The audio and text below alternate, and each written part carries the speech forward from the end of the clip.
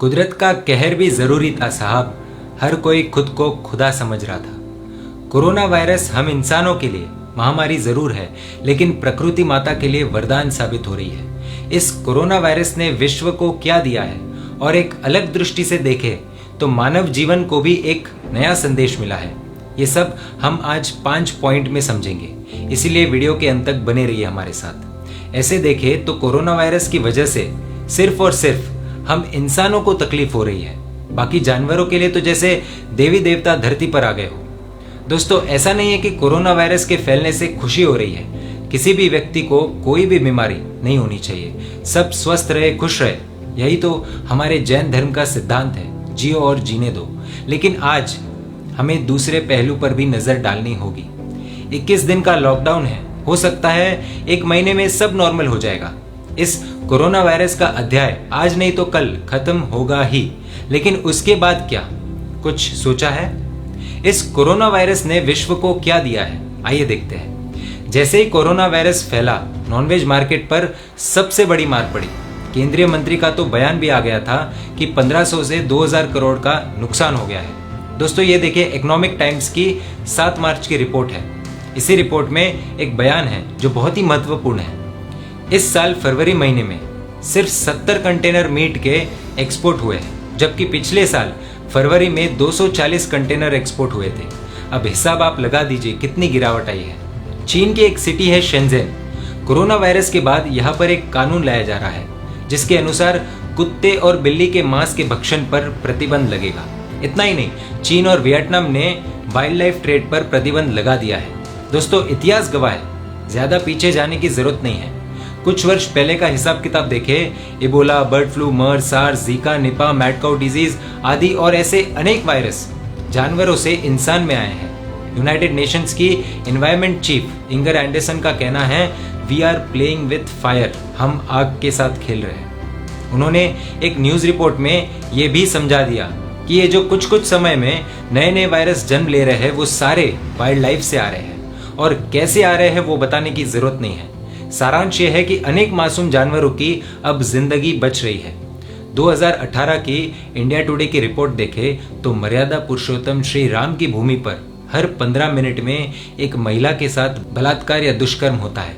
अभी corona virus के कारण लॉकडाउन के चलते ये अपराध बंद तो नहीं, लेकिन कम जरूर हो गया है। कोरोना वायरस के बाद अनेक शहरों से रिपोर्ट आ रही है और क्राइम रेट में गिरावट देखने को मिली है। एक न्यूज रिपोर्ट के अनुसार वायरस के फैलने के बाद नाइट्रोजन डाइऑक्साइड, कार्बन एमिशंस में भारी गिरावट देखने को मिल रही है। फैक्ट्रीज बंद है। न्यूयॉर्क, जो ऑटोमोबाइल्स का एक बहुत बड़ा हब माना जाता है, उधर भी CO2 की 5 से 10% की गिरावट दर्ज की गई है।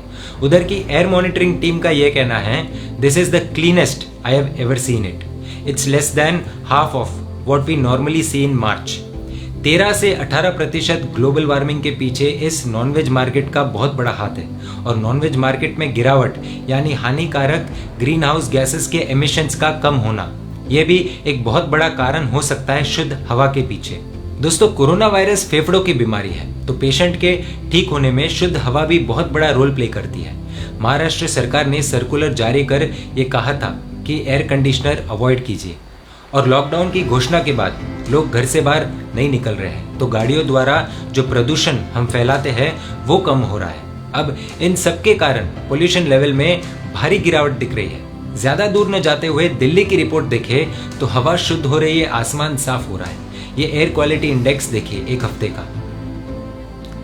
दोस्तों, नदियां भी अपने आप साफ हो रही है। कोरोना वायरस के बाद इटली के वेनिस नामक सिटी में शुद्ध पानी बहने लग गया है, और ऐसी ही रिपोर्ट अनेक जगहों से आ रही है। हवा शुद्ध हो रही है, पानी शुद्ध हो रहा है। ऐसा लग रहा है जैसे प्रकृति माता ने स्वच्छता अभियान शुरू कर दिया है। दोस्तों, ऐसे माहौल में खुश नहीं होना चाहिए, और कोई खुश नहीं है। लेकिन ये देखिए, नोएडा की सड़कों पर नीलगाय का आना, मुंबई के मरीन ड्राइव पर डॉल्फिन का आना। आपकी जानकारी के लिए बता दे, डॉल्फिन फ्रेश वाटर में ही आती है। एक तरह से देखें तो बचपन में हमें ये सिखाया गया था कि सारे प्राणियों में इंसान सबसे बुद्धिमान होता है, लेकिन इस लॉकडाउन के बाद ऐसा लग रहा है कि हम मूर्ख इंसान ही प्रकृति के असली दुश्मन हैं। अंग्रेजी में सिखाया गया कि human is the best creation of mother earth, लेकिन सच्चाई ये लग रही है कि human is the worst creation of mother earth. धरती को माँ मानने वाले मानव ने ही अपनी माँ को बहुत पीड़ा दी है और आज प्रकृति माता हमें आईना दिखा रही है। इस धरती माता ने हमें रहने के लिए जगह दी, खाने के लिए अन्न दिया, लेकिन क्या हालत करके रख दी हमने। सोचने जैसा विषय है। अभी 21 दिन तो हम योगा कर सकते हैं, आसमान में दूषित हवा नहीं है और सुंदर सुंदर पक्षियों की गूंज सुनाई दे रही है, लेकिन उसके बाद क्या? कई लोगों को बुरा लगेगा, लेकिन ये सच है कि हम इंसान लातों के भूत हैं, बातों से नहीं मानते। ऐसा नहीं है कि प्रकृति ने हमें चेतावनी नहीं दी, अनेकों बार दी है। सुनामी, भूकंप, क्लाइमेट चेंज, गर्मी का हर साल बढ़ना, ये सब चेतावनी थी कि मुझे परेशान मत करो, लेकिन हम कहाँ सुनने वाले थे।